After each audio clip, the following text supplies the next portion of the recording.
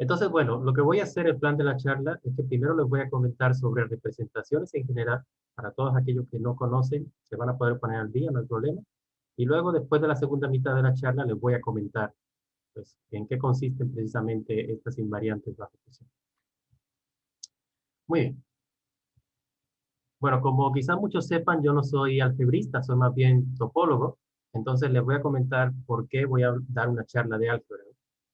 Entonces, pues en los 60 hubo un teorema importante, se le llama el teorema de completación de Atiyah y Sigar, el cual dice que si G es un grupo compacto de Lie, yo puedo calcular la K-teoría del espacio clasificante de BG de una manera algebraica.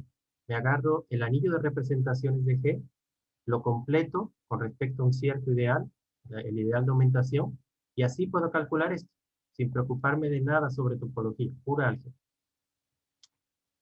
Recientemente, con Noé Bárcenas, hicimos una generalización de este resultado, que si queríamos calcular la K-teoría, ahora no está del espacio clasificante, sino de la P completación del espacio clasificante, entonces podemos calcularla haciendo la completación con respecto a un cierto ideal de otro anillo de representaciones. Y estas representaciones son precisamente de las que voy a hablar hoy. Entonces, de aquí viene la motivación para considerar este tipo de representaciones invariantes por confusión. Lo que aparece aquí en la izquierda está hecho de eso. Y bueno, en este artículo también probamos una versión para K-teoría torcida y para grupos P locales finitos, pero de eso no voy a hablar nada. Si alguien está interesado, pues en otro momento le hablo. Muy bien. Entonces, bueno, no se asusten por lo que viene en esta primera lámina. Esto es solo introducción. No vamos a utilizar nada de K-teoría, no hay espacios clasificantes, no hay P completación. Entonces, ahora sí, vamos a la parte básica. ¿Qué es una representación de un grupo finito? Pues una representación es una acción sobre un espacio vectorial complejo de dimensión finita, pero además pedimos que esta acción sea lineal. Entonces, probablemente ya han visto acciones. Que un grupo actúe sobre un espacio, sobre un conjunto, es que cumpla estas dos primeras condiciones. Que la identidad no hace nada y que se cumple esta propiedad así como tipo asociatividad. Ahora lo que vamos a pedir aparte es estas dos condiciones. Que cuando actúo en la suma, es la suma de las acciones, y cuando multiplico por un escalar, pues el escalar puede salir. Ahora, quizás se pregunten por qué a esto se le llama una representación, ¿no? Y no simplemente una acción lineal. Y pues la razón es porque esto me permite representar los grupos de una manera más concreta.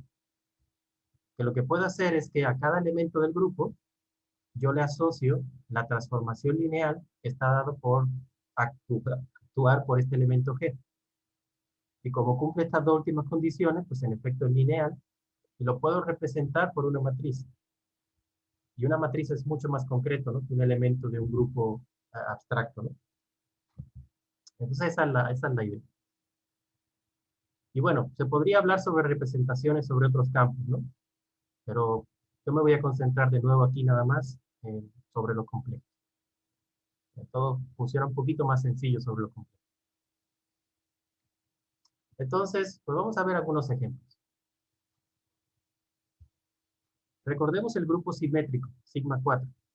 Este es el grupo de automorfismo de un conjunto de 4 elementos, es decir, biyecciones del conjunto en sí mismo. Entonces yo puedo actuar sobre C4 simplemente permutando los índices. Y esto es lo que hace esta fórmula que tenemos.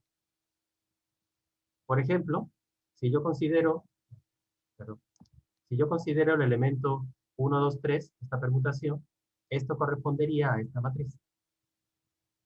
¿Sí? Entonces, es una manera mucho más concreta de pensar sobre este elemento 1, 2, 3, es esta matriz de permutación. Otro ejemplo, un grupo sencillito como es Z3. Este grupo puede actuar de 3 maneras diferentes sobre los complejos. Una de las maneras, le voy a llamar 1, que es la representación trivial, que es que no hace nada. Cuando yo multiplico sobre un complejo, me lo deja igual. La otra manera, que le voy a llamar omega, lo que hace es, me toma el representante de la clase, m, me formo esta raíz de la unidad, E2pi m3, y lo multiplico por z utilizando la multiplicación compleja. Y la tercera manera, pues lo hace lo mismo, pero con 4 en lugar de con 2. Es escoger una raíz de la unidad o la otra. Es lo que hace. Y pues se puede probar que estas son las únicas 3 maneras en las que Z3 va a actuar linealmente. Y este ejemplo, pues también lo quiero recalcar un poco porque lo vamos a utilizar luego. Entonces recuérdenlo, porque luego va a volver a aparecer. Muy bien. Ahora, como con cualquier objeto matemático, siempre nos gusta tener una noción de equivalencia. Hay cosas que parece que son diferentes, pero luego resultan ser lo mismo, resultan ser isomorfos. Entonces, para representaciones, esta noción es la de equivalencia.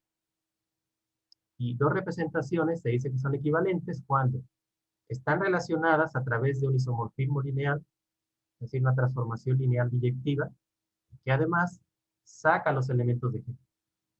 ¿Sí? Eso también se llama a veces que es eh, una función equivariante. Y a esto lo vamos a denotar de esta manera. Esto quizá no es notación muy estándar, pero lo voy a utilizar para escuchar. Entonces, por ejemplo, una manera de actuar de Z2 sobre los complejos al cuadrado es que el elemento trivial, la clase del 0, no hace nada. Eso tenía que ser a la fuerza. Y la clase del elemento no trivial me permuta los elementos. ¿No? Fíjense que esta transformación cumple que cuando lo haces 2 veces, te regresa al mismo lugar. ¿No? Esto es lo que necesita hacer una acción de Z2. Pero otra manera de actuar sobre C al cuadrado es de esta otra manera. El elemento no trivial me cambia el signo de la segunda coordenada. Entonces uno ve estas dos representaciones y dice, ah, bueno, pues son diferentes, ¿no? Pero vamos a ver que de hecho son equivalentes. Entonces, aunque los dos son C cuadrado, le voy a llamar con diferente letra, V y W, para incluir en esta terminología la acción que ya tiene. Esta del for o esta la de la estrella. Entonces, para conseguir dar una equivalencia, le puedo tomar simplemente este isomorfismo lineal. ¿Sí? Esto claramente es un isomorfismo lineal. Y además, pues se comprueba que cumple la condición que quería. ¿Sí? Que saca los elementos del grupo. Para el elemento trivial, pues sí es una comprobación trivial. Pero para el elemento no trivial, pues lo hacemos, ¿no? Multiplicamos primero por el 1 aquí dentro, me cambia de orden, me hace la transformación y en efecto esto me queda con signo menos. Entonces, pues como ven, a veces representaciones que pueden parecer muy diferentes pueden ser equivalentes. Muy bien. Ahora, ¿cómo puedo saber yo cuando dos representaciones son equivalentes? En este caso era C2 y era fácil buscarte una transformación lineal, ¿no? Pues imagínense que yo te doy una transformación, una representación en un espacio vectorial de dimensión 48. ¿No? Pues ahí te veo buscando el isomorfismo lineal. Está complicado, ¿no? Resulta que hay una herramienta en teoría de representaciones que es muy útil, que es la teoría de caracteres. Entonces, en lo que consiste es que yo me tomo una representación y le asocio la siguiente función. A cada elemento del grupo, como yo lo puedo ver como una matriz, le saco su traza. ¿No? Y ustedes dirán, pues si le sacan la traza está perdiendo casi todo en la matriz, ¿no? Está quedando con bien poquito. Pues resulta que no tanto, ¿no? Hay una caracterización que me dice que dos representaciones son equivalentes si solo si sus caracteres son iguales. Fíjense que ahora pues solo tengo que fijarme, no realmente en numeritos, pero sí son una función que cada elemento del grupo le asocia un complejo, mucho más fácil que una matriz. Además, estos caracteres cumplen las siguientes propiedades. Tienen el mismo valor en un conjugado. Y esto pues se imaginarán por qué es cierto, ¿no? Porque la traza es invariante bajo conjugar matrices. Seguramente han visto esto en álgebra lineal. Y también es fácil comprobar que si yo evalúo el elemento trivial del grupo, el elemento neutro, lo que me da es la dimensión del espacio vectorial, porque el elemento neutro tiene que ir a parar a la matriz identidad. ¿Y cuál es la traza de la matriz identidad? Pues es sumar unos, tantos como así de grande sea la matriz. Entonces, pues para ver un ejemplo, volvamos al ejemplo de antes. Teníamos estas representaciones, V y W, donde, pues para V, Z2 lo que hacía era permutar coordenadas. Y para W lo que hacía era que cambiaba el signo de la segunda. Entonces, para la primera, pues esta sería la matriz que representa el elemento no trivial. Y hacemos la traza, pues es 0. Para la segunda, aunque la matriz es diferente, pero la traza sigue siendo 0. Entonces de aquí ya podríamos haber sacado que las representaciones son equivalentes. Y bueno, para representar estos caracteres normalmente se utilizan este tipo de tablitas. Entonces yo pongo aquí el carácter, aquí arriba pongo las clases de conjugación de los elementos del grupo, y aquí pongo los valores que toman en esas clases. En este caso, como VW eran, bueno, en este caso V, era una representación de dimensión 2, pues entonces al elemento neutro le corresponde eso. Bueno, espero que todo bien hasta ahora. Si tienen alguna pregunta, pues adelante, ahí me escriben por el Q&A.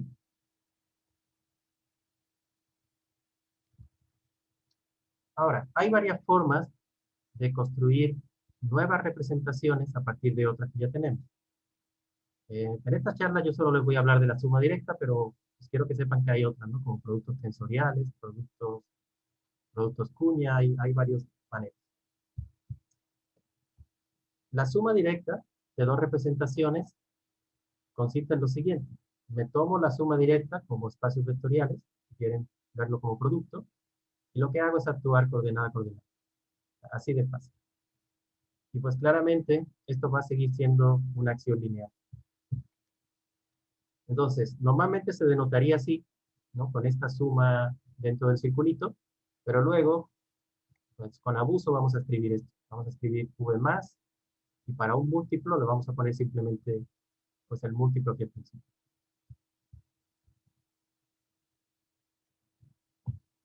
Y esto de la suma directa viene al caso para poder descomponer las representaciones.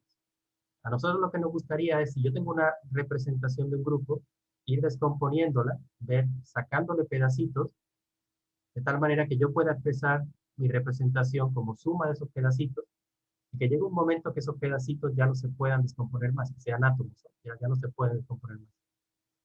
A esas representaciones que ya no se pueden descomponer más se les llama irreducibles. Entonces aquí está la definición. Es irreducible si cuando la intento descomponer, ¿no? Es decir, cuando V es equivalente a una suma directa, entonces alguno de los dos tiene que ser la representación C, la trivial. Y pues la otra tendría que ser la 1.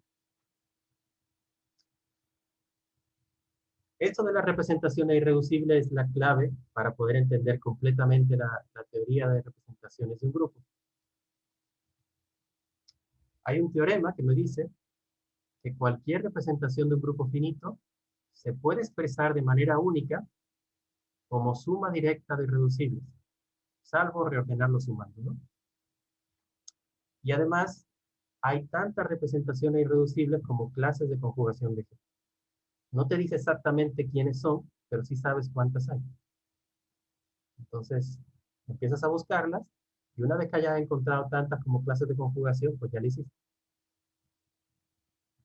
Entonces, pues esto está muy interesante, este teorema, porque te dice que si yo quiero entender la teoría de representaciones, tengo que hacer dos cosas. Una, encontrar todas las irreducibles. Y dos, encontrar un método para que una vez que yo te dé una representación, descomponerla en términos de esta irreducible. ¿Okay? Ya viene la segunda parte, ¿no?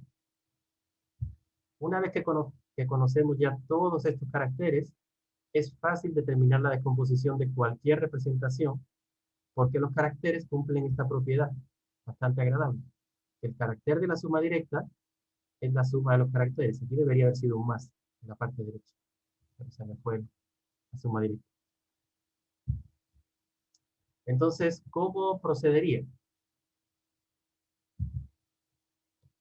Imagínense que yo tengo una representación V y yo la quiero descomponer como suma directa de irreducibles con una cierta multiplicidad de NX. ¿Cómo encuentro quiénes son las NX? Pues lo que hago, perdón, lo que hago es que aplico carácter. Y entonces el carácter de V tiene que ser esta combinación lineal. Y me gustaría resolver esto para los NI que son números naturales. ¿Ok? ¿Cómo lo hago? Pues lo que hago es que evalúo elementos del grupo. Y cada vez que evalúo, lo que me da es una ecuación donde los coeficientes serían números complejos, pero las incógnitas son números naturales. Y esto lo hago para cada clase de conjugación y me da un sistema de ecuaciones. O alternativamente también hay otra manera, que es utilizando un producto interno, pero eso no voy a hablar porque no se va a generalizar. Entonces digamos que uno puede resolver estos sistemas de ecuaciones y encontrarlos en ellos. Muy bien. Ahora vamos a pasar a cómo encontrar, o perdón, a cómo construir otro tipo de representación. Supongamos que yo tengo una representación, pero ahora en lugar de verlo como una acción sobre V, lo voy a ver de la otra manera, como un homomorfismo de G del grupo lineal. Y aparte tengo un homomorfismo de grupos, de H a G. Entonces, componiendo estas dos funciones, yo puedo obtener un homomorfismo de HGL de V. A esta nueva representación la voy a llamar así, como F superestrella de ρ. Si lo quiero ver de la otra manera, también se puede. Y también la voy a denotar de manera parecida, como F estrella de V. ¿A qué corresponde? Pues en realidad es el mismo espacio vectorial, ¿sí? El mismo V. Pero la acción de H, lo que hacemos es que antes de actuar, me lo llevo a G. ¿Y cómo me lo puedo llevar a G? Pues por medio de F. Y una vez que estoy en G, pues ya sé cómo multiplicar, multiplico. Entonces, esa es la idea.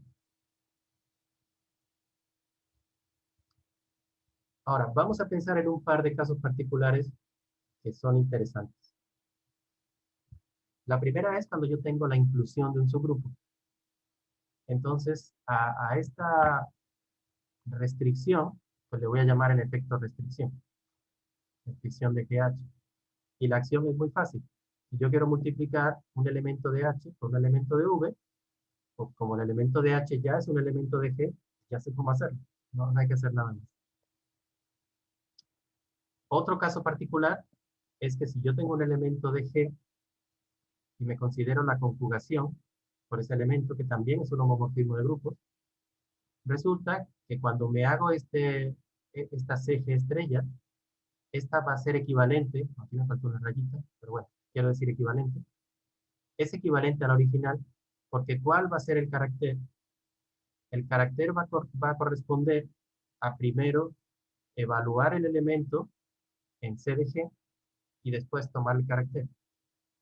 Pero ¿qué es lo que hace CDG? Conjugar. Y una de las propiedades del carácter es que te daba lo mismo cuando conjugabas.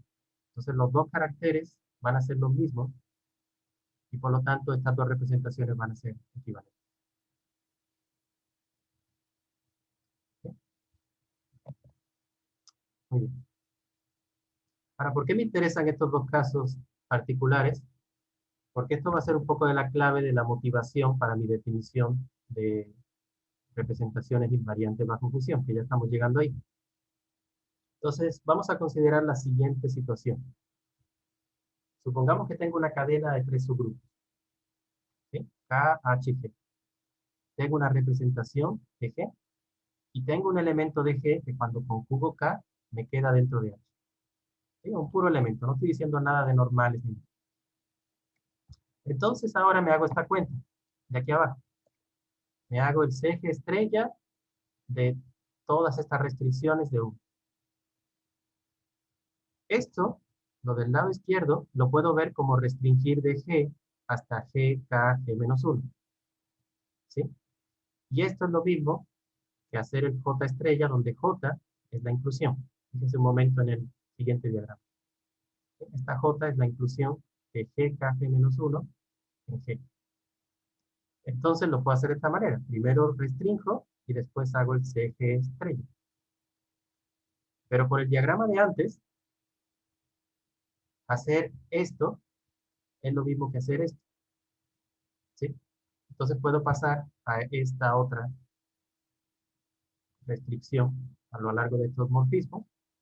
Pero ahora, por esta segunda propiedad que les dije, el CG estrella de V es equivalente al V. Entonces me lo puedo quitar. ¿Sí? Este es el siguiente paso. Y ahora esto corresponde a restringir directamente acá. Y esto lo puedo hacer en dos pasos. Puedo restringir primero a H y después restringir acá. ¿Por qué lo quiero poner así tan extraño? Porque ahora lo que me quiero fijar es nada más en la restricción de GH1. Fíjense que está acá y también está acá. Y lo que he probado es que esa representación cumple esta propiedad que tengo aquí al final. ¿Ok? Que cuando restringo acá es lo mismo que restringir al conjugado y después conjugar. En fin, bueno. Esto de lechanza, yo sé que ahora mismo pues no verán para qué sirve esto, pero pues esto va a servir de motivación. Bueno, muy bien. Pues ahora tenemos un pequeño descanso, cortesía de mi paisano Julio. Entonces, si ahora tienen alguna pregunta sobre la parte básica, pues es el mejor momento.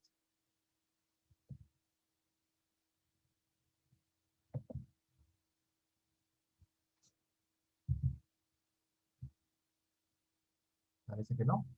Sí, no veo preguntas aquí en el lugar de preguntas. Muy bien. Pues entonces vamos ya a la parte buena. Entonces, utilizando esta propiedad como motivación, ahora sí le puedo decir que es este tipo de representaciones. Me tomo un grupo y me tomo un P silo, es decir, un subgrupo de silo para el primo P. Ahora fijo el primo. Y vamos a decir que una representación de S es invariante bajo G fusión si cumple esta propiedad. Es decir, el análogo de lo que dijimos antes. ¿Sí? Para todo su grupo de S y para todo G que cumple esta condición. Es igual que antes. Entonces, por lo que hicimos antes, realmente era ver que si yo me tomaba una representación de G y la restringía a S, esas representaciones van a cumplir esta condición. Pero de hecho hay más. ¿Sí? Hay representaciones que son invariantes bajo G fusión que no son restricción. ¿Okay? Y la gracia de estas representaciones es que se comportan de manera bastante parecida a las representaciones normales que hemos hablado hasta ahora. También se pueden estudiar o determinar si son invariantes bajo fusión utilizando teoría de caracteres. Entonces, si yo tengo una representación de S y quiero ver si es invariante bajo G fusión, lo único que tengo que comprobar es si el carácter cumple esta propiedad. Y además, fíjense que en esta propiedad ya no tengo que fijarme en todos los subgrupos y todos los Gs, tales que bla, bla, bla. Solo tengo que fijarme, digamos, elemento a elemento, lo cual es bastante más sencillo. Entonces, pues esto es algo bueno y es algo que vamos a utilizar luego también. Bueno, pues vamos a ver un ejemplo para que vean cómo funciona esto. Si yo me tomo el grupo simétrico, sigma 3, uno de sus tres hilos es precisamente este grupo. De hecho, es el único porque es normal. Es el que tiene al 1, el 1, 2, 3 y el 1, 3, 2. Y esto es isomorfo a Z3. Como ya habíamos visto antes, este grupo Z3 tiene tres representaciones irreducibles que ya les presenté, que era la que le llamaba la trivial, la omega y la omega cuadrada. Y como toda representación se descompone como suma directa de estas representaciones irreducibles de manera única, pues lo puedo expresar de esta manera. ¿Sí? Donde el n, m y k, pues ahora son naturales. Ahora, ¿qué ocurre? Que en sigma 3, el elemento 1, 2, 3 y el 1, 3, 2 son conjugados. ¿Ok? Así que si esta representación W yo quiero que sea sigma 3 invariante, entonces su carácter tendría que cumplir esta condición, que tiene que ser tomar el mismo valor en 1, 2, 3 en 132. Entonces, ¿qué hago? Bueno, pues evalúo el carácter de estos dos elementos y me queda esta ecuación. El n por 1, pues se va. En este caso, este 1 ya es el 1 complejo. Y esta parte, pasando las m para un lado y las k para otra, pues al final me queda que n es igual a. Pues resulta que además esta es la única conjugación que tengo que checar. Todas las demás son ya triviales. Entonces, por ejemplo, la representación trivial es sigma 3 invariante. Y también la suma de omega y omega cuadrado también lo es. Pero omega no. Ni omega cuadrado tampoco. ¿Sí? O en general, combinaciones lineales del 1 y omega más omega cuadrado van a ser todas las sigma 3 invariantes. ¿Sí? Está bonito esto, ¿no? Porque ya se ve que uno quiere empezar a jugar con estas cosas. Muy bien. Como les decía, pues cumple propiedades muy parecidas o muy agradables, igual que las representaciones normales. En particular, si yo tengo dos G invariantes y las sumo, pues también va a ser G invariante. Y esto es fácil de ver utilizando pues, esta propiedad de los caracteres. Pero también cumple esta otra propiedad interesante, que si V y V más W son G invariantes, también lo es W. De nuevo, también sale con el carácter. También cumple esta propiedad, que si un múltiplo es invariante, pues también lo es V. Y hay algunas representaciones que siempre son invariantes para cualquier grupo, que son la trivial y la representación regular.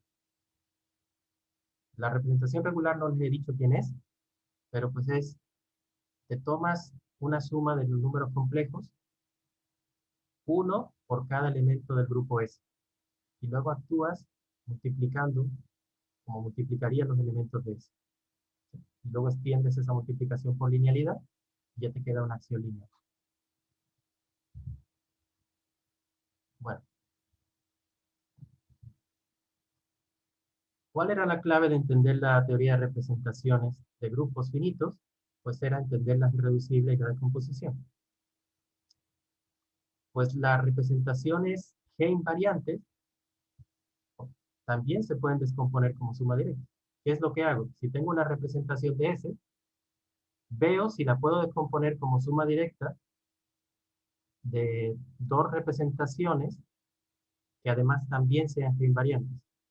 Si ya no lo puedo hacer, pues le llamo que es irreducible.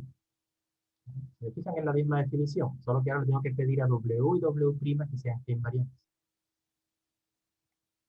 Y entonces con este mismo argumento, pues yo tengo una representación y la puedo descomponer como suma de irreducibles. Entonces, una representación podría ser irreducible como representación G invariante, pero no como representación, ¿verdad? Exactamente. Exactamente, y eso es a lo que iba en el siguiente párrafo, ¿no? En el ejemplo anterior, si se fijaron, encontramos que la representación trivial y esta W más W cuadrado eran irreducibles. Esta W más W cuadrado no se puede romper más, porque si se rompiera, uno de los pedazos tendría que ser o W o W cuadrado. Entonces, esta es irreducible como representación sigma 3 invariante, pero no es irreducible como representación de S. Y eso es importante entenderlo, ¿no? Aquí Matthew, que estaba muy al punto, pues ya lo vio, ¿no? Bueno, y aquí viene, ya no le quise llamar teorema, le quise llamar nada más proposición, que cualquier representación G invariante se puede descomponer como suma directa de representaciones G invariantes y reducibles. Pues el argumento es el mismo. Si se puede romper, la rompo. Si ya no se puede romper, es que era irreducible. Y pues así llego a la descomposición irreducible. Pero si se fijan, aquí le falta la parte de unicidad, ¿no? Y le falta porque no la cumple. Y esto pues es una cosa muy sorprendente. La descomposición como suma irreducible no necesariamente es única. Y esto fue algo sorprendente porque cuando Noé y yo hicimos este artículo, que era la motivación de la primera lámina, no nos dimos cuenta de esto. ¿sí? Probamos este teorema. En este teorema, pues, calculábamos algunos ejemplos, y en todos los ejemplos que calculábamos nunca nos sucedió esto. Pero pues luego tuve un estudiante de licenciatura, un tesista, Jorge Gaspar, quien se puso a calcular las representaciones invariantes bajo fusión de este grupo, sigma 9. ¿Sí? Y este fue el primer ejemplo donde no se cumplía la descomposición. Entonces les voy a enseñar qué es lo que sale para que vean en qué consiste. Este grupo S tiene 17 representaciones irreducibles. ¿Ok? Y pues se llaman así. Es una notación más o menos estándar para representaciones de productos semidirectos. Este S es un producto semidirecto. Las que son sigma 9 invariantes son estas combinaciones lineales. Salen 6. Y pueden comprobar que se tiene que ρ2 más ρ3 es lo mismo que ρ5 más ρ6. ¿No? ¿Qué ocurre? Que el ρ5 y el ρ6 lo que tienen son como las mismas representaciones de S, pero reacomodadas de otra manera diferente. ¿Sí? Sin embargo, son irreducibles también. ¿Sí? Entonces, pues aquí tienen el primer ejemplo, no se cumple unicidad. Está curioso, ¿no?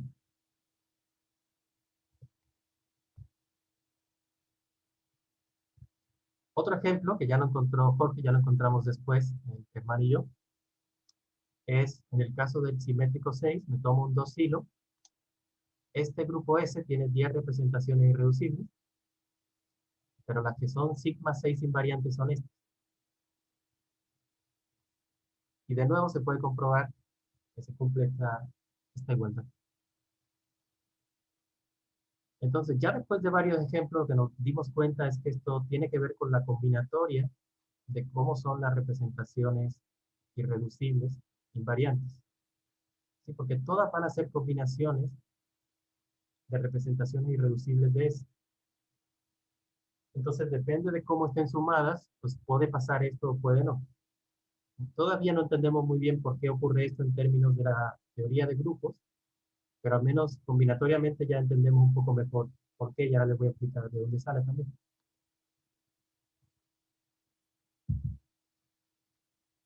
Muy bien. Se supone que tengo como hasta las 8:20, ¿no? Bueno, hasta las 10:20. Bueno. Ahora, cuando al principio nos pasó esto, pues intentamos empezar a entender de manera teórica por qué esto estaba pasando. Y es una cosa muy curiosa también, muy interesante, que para estudiar esto de la unicidad de composición, la gente lo que hace es estudiar teoría de monoides. Que yo no sabía mucho. Me parece que hay una pregunta.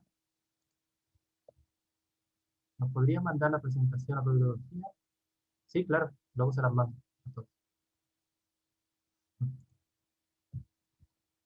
Bueno, entonces, en términos de monoides. Entonces, yo lo que puedo hacer es me tomo las clases de isomorfismo, perdón, de representaciones de S, le voy a llamar rep de S, las clases de isomorfismo de representaciones G invariantes de S, le llamo rep de FSG, y esto forma monoides con la suma directa. ¿Sí? No llegan a ser grupos porque no tienen inversas, pero sí se pueden sumar, tienen elementos neutros, tienen asociatividad y son conmutativos. El monoide rep S es muy sencillo, porque como cumple unicidad de representaciones, eso quiere decir que es isomorfo a lo que se llama un monoide libre, es decir, los naturales a la K, donde K es el número de clases de conjugación. Entonces, esto es lo que se llama un monoide libre, muy parecido a, ¿se recuerdan los grupos libres? De Z a la K, pues esto es N a la K. Y esto de ser libre, en la teoría de monoides, pues es equivalente a satisfacer unicidad de descomposición. Esto es un ejercicio súper sencillo. Lo pueden hacer ahora mismo. Ahora, este monoide, rep de FSG, es un submonoide de este. Pero resulta que los submonoides de monoide libres no son libres necesariamente. Esto es algo en lo que cambia mucho en la teoría de grupos. Si yo tengo un grupo abeliano libre, me tomo un subgrupo, vuelve a ser un grupo abeliano libre, pero con los monoides ya no pasa. Esto es algo que yo no sabía y ya me di cuenta de por qué, ¿no? Es precisamente lo que pasaba en estos dos ejemplos que les dije antes. Ahora, ¿por qué no nos habíamos dado cuenta, no ello, de esto? Porque si recuerdan, en la primera lámina, lo que teníamos eran estas cosas, RS y R, no teníamos rec. ¿Y estos qué son? Son la construcción de Grothendieck aplicada a los monoides que les acabo de decir. ¿Qué es la construcción de Grothendieck? Es lo que ya conocen de cómo pasar de los naturales a los enteros. ¿Sí? Para construir los enteros a partir de los naturales, lo que hacen es tomarse pares de naturales con respecto a una cierta relación de equivalencia. Y estos pares los pueden pensar que son como diferencias formales de naturales. Así que si yo quiero pensar en el elemento menos 4, pues yo lo puedo pensar que es el 1 menos el 5, pero también puedo pensar que es el 2 menos el 6, el 3 menos el 7, etc.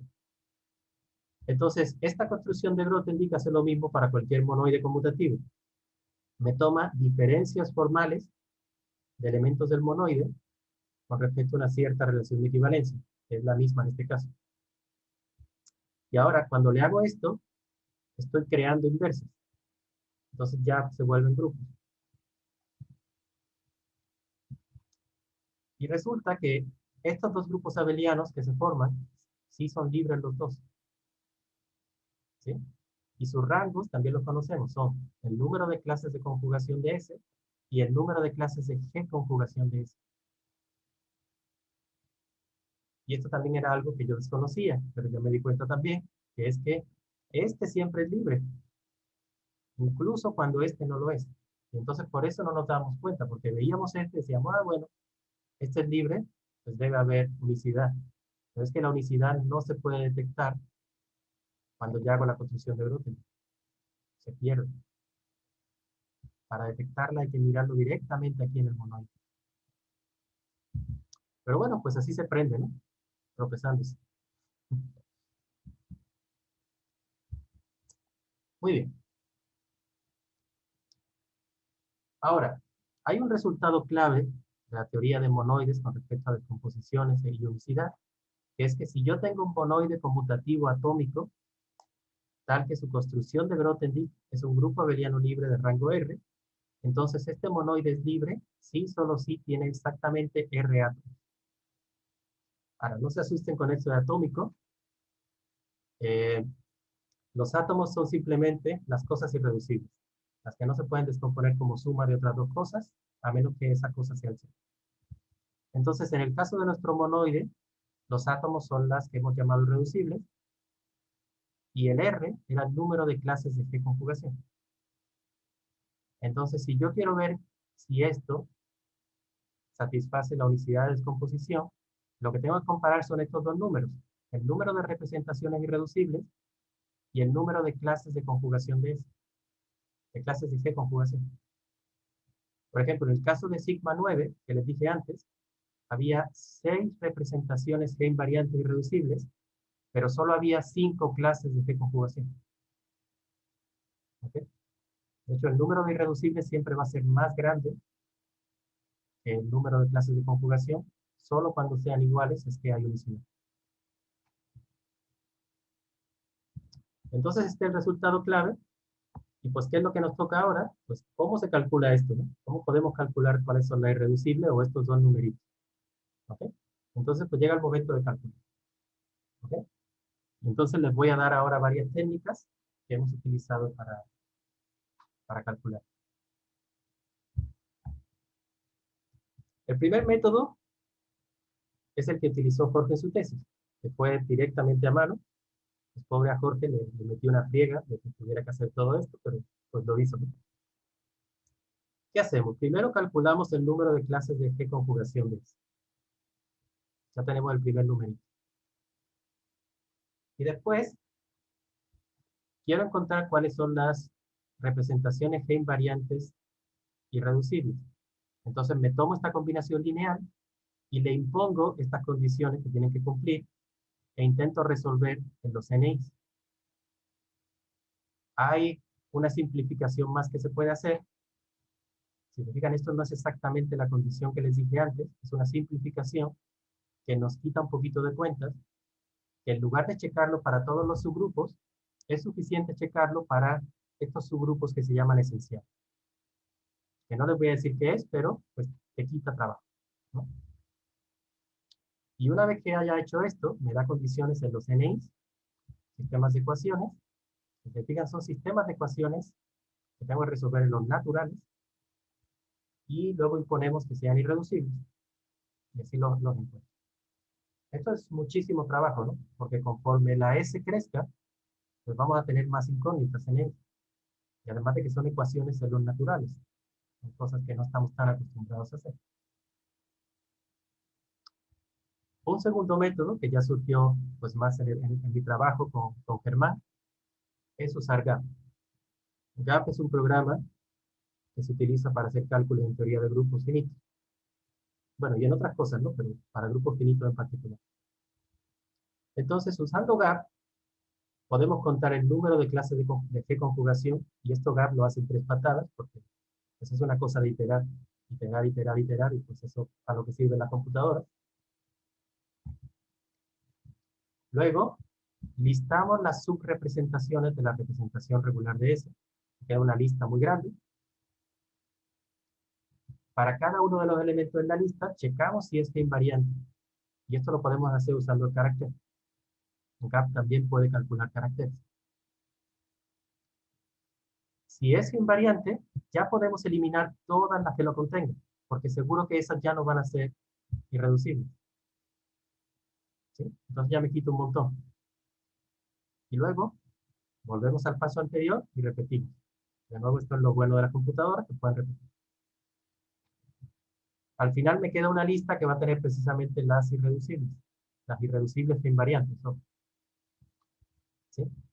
Pero el problema, como estoy tomando las subrepresentaciones, la representación regular de S, esto va a tener al menos esta cantidad de elementos, 2 elevado al número de clases de conjugación de S.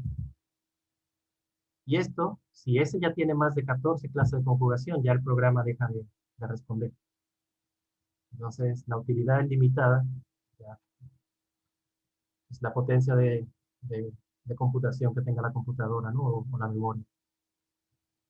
Hay un segundo problema más matemático, que todavía no sabemos si cualquier representación invariante irreducible es una subrepresentación de la regular.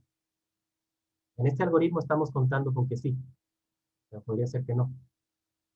Hasta ahora todos los ejemplos que tenemos se cumple que sí. Pero pues ya veremos. Hay un tercer método todavía, ¿no? Que es el método mixto, ¿no? Cuando se mezclan los humanos y las máquinas. Volvemos a usar GAP para calcular las clases de conjugación de elementos de S. Para cada carácter irreducible y cada pareja, calculamos esta diferencia, lo ponemos en una matriz. Entonces esto lo pongo en cada columna de la matriz, para cada carácter irreducible. Y luego resuelvo la ecuación m por v igual a 0.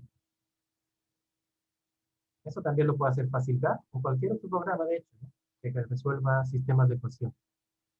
Lo que pasa es que cuando te lo resuelve, como estos programas lo que hacen es resolvértelo sobre los reales, sobre los racionales, en realidad lo que estamos obteniendo es una base de las soluciones, pero para este, no para red. ¿Ok? Y entonces, una vez que tengo una base para este, tengo que encontrar las representaciones irreducibles. Lo bueno es que estas representaciones irreducibles tienen que ser todavía combinación lineal de las de esta base, aunque podrían ser combinaciones lineales con coeficientes negativos, por ejemplo. Pero eso ya lo podemos hacer a mano. Digamos que la computadora me quitó una gran parte del trabajo y esta otra parte es más sencilla. Entonces, pues este método mixto también nos ha servido para algunos casos en el que el método 2, pues, crasheaba, ¿no? No llegaba al final. Por ejemplo, para el cálculo que hizo Jorge. El cálculo que hizo Jorge con el método 2 no sale. Se queda la computadora pensando y pensando y nunca acaba. Pero con este método 3 sí se puede sacar. Bueno, muy bien, pues vamos a llegar ya a la parte final de la charla. Entonces les voy a contar lo que sabemos hasta el momento.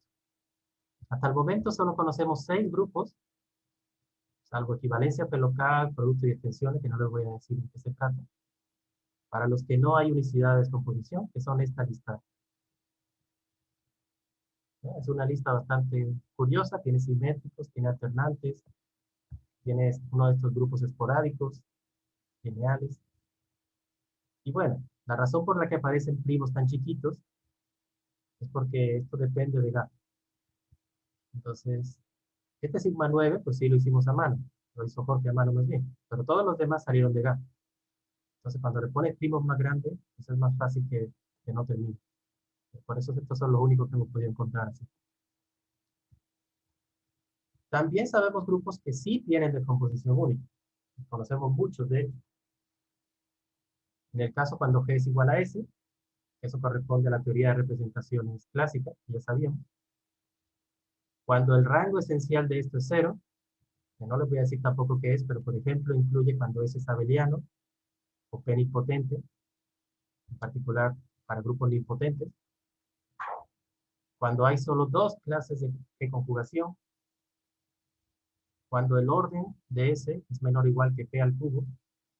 Y fíjense que esta condición 4 ya me dice que con GAP no voy a poder hacer mucho más porque cuando la cardinalidad de S es menor o igual que P al cubo, voy a tener unicidad, entonces no necesito checar. Necesito checar al menos para P a la cuarta, pero para P a la cuarta ya se vuelve demasiado también para GAP, excepto para el primo 2 y el primo 3. Y incluso tenemos una caracterización, que es este último. Cuando podemos encontrar una base de representaciones para el grupo, de tal manera que cada ROI tiene una subrepresentación irreducible que no tiene ninguno de los otros. Esto es lo que logramos entender combinatoriamente. Esta es la razón para la falta de unicidad. Y esto sí lo hicimos todo ya teóricamente.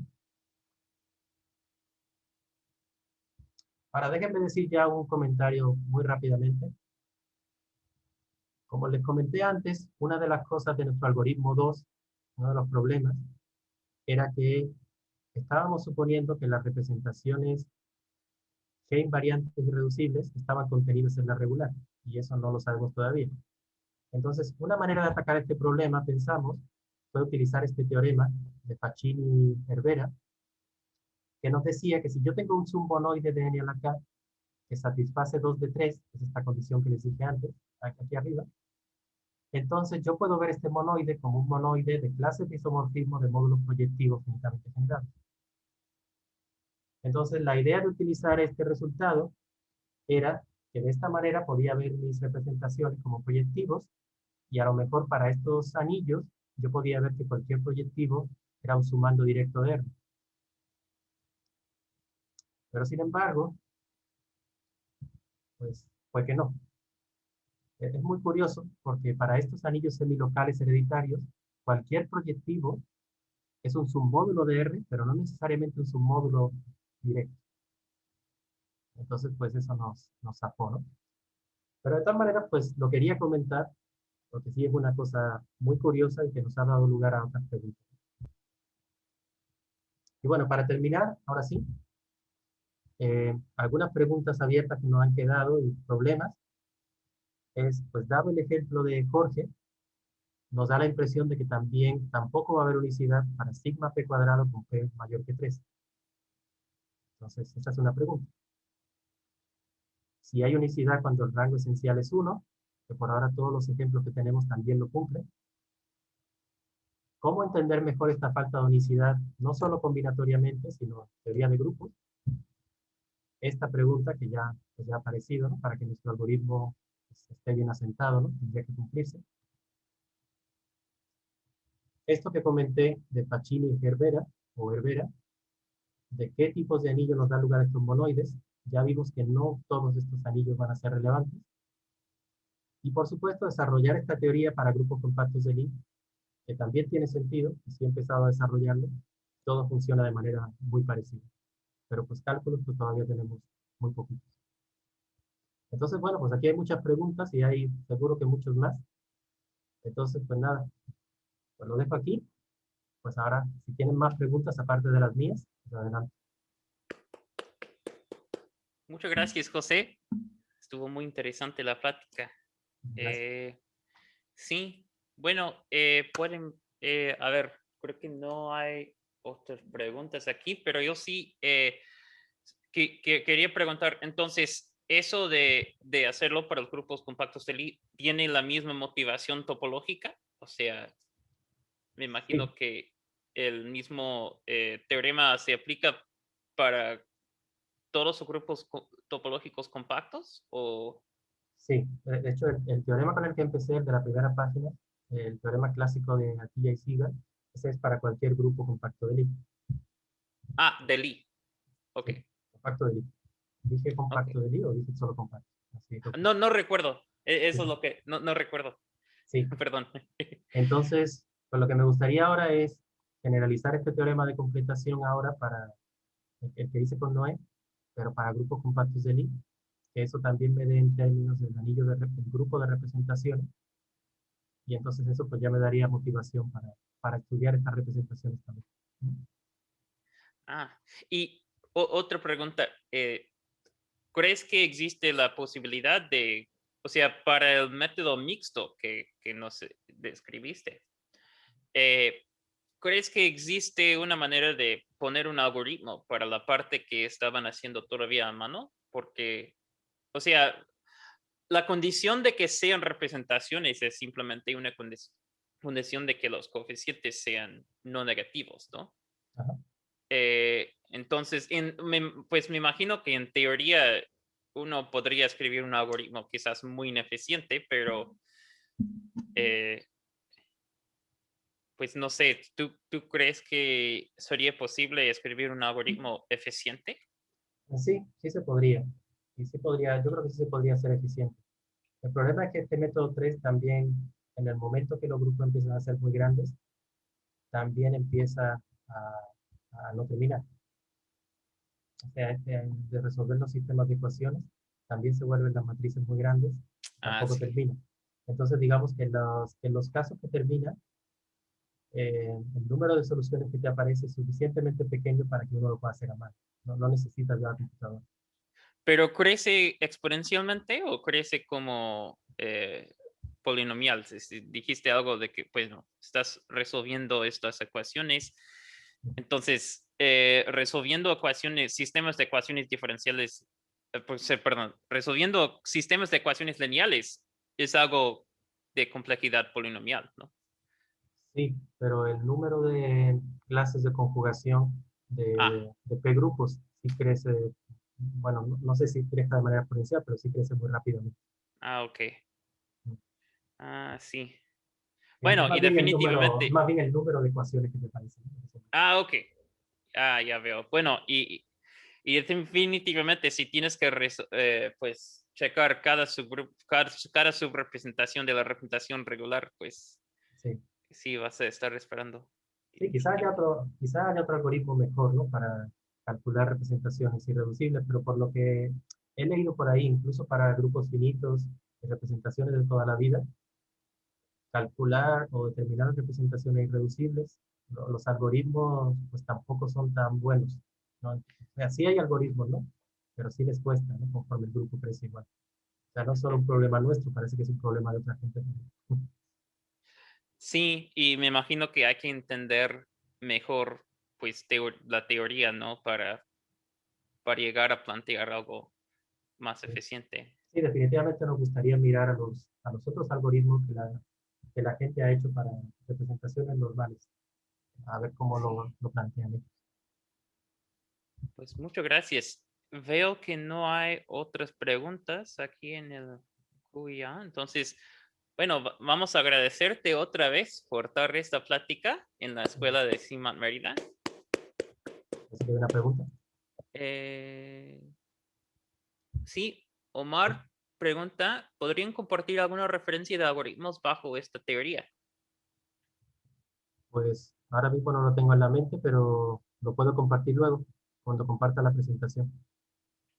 Pues muy bien. Pues muchas gracias.